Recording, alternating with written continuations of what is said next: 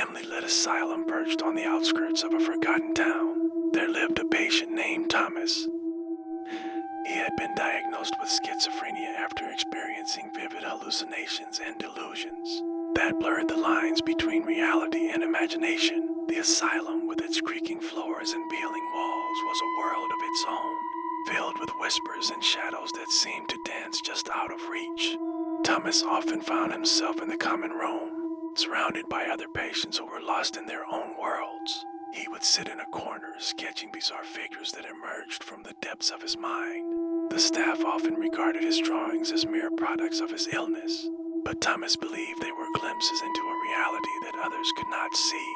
One night, as a storm raged outside, Thomas awoke to a chilling sound echoing through the hall. The air felt heavy, charged with an electricity that made his skin prickle. He glanced around, the darkness wrapping itself around him like a shroud. As his eyes adjusted, he saw a figure standing at the end of the hallway, a tall, shadowy silhouette with glowing eyes that seemed to pierce through the gloom. "Do you see me, Thomas?" the figure whispered, its voice a haunting melody that sent shivers down his spine. Thomas's heart raced. Was this another hallucination, or was it real? The figure beckoned him closer, and despite his fear, an inexplicable urge to follow surged within him. As he approached, the figure spoke of secrets hidden within the asylum, dark truths that had been buried, forgotten by time. Thomas listened, entranced. The figure revealed the tragic stories of past patients, their souls trapped within the walls, longing for release. The more Thomas listened, the more he felt a connection to their suffering. Days turned into weeks, and the figure returned each night, guiding Thomas through the asylum's dark history. He learned of a tragic incident that took place decades ago, a fire that claimed the lives of several patients, their spirits lingering in the shadows.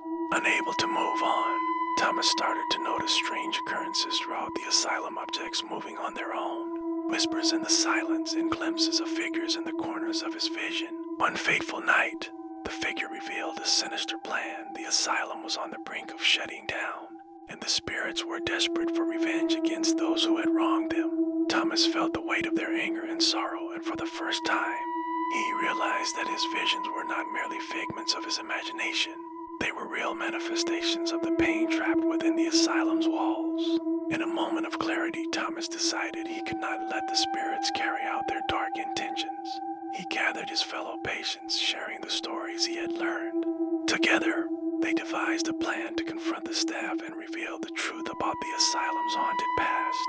Armed with determination, they marched into the main office, ready to unveil the hidden stories that had long been silenced. As they spoke, the atmosphere shifted.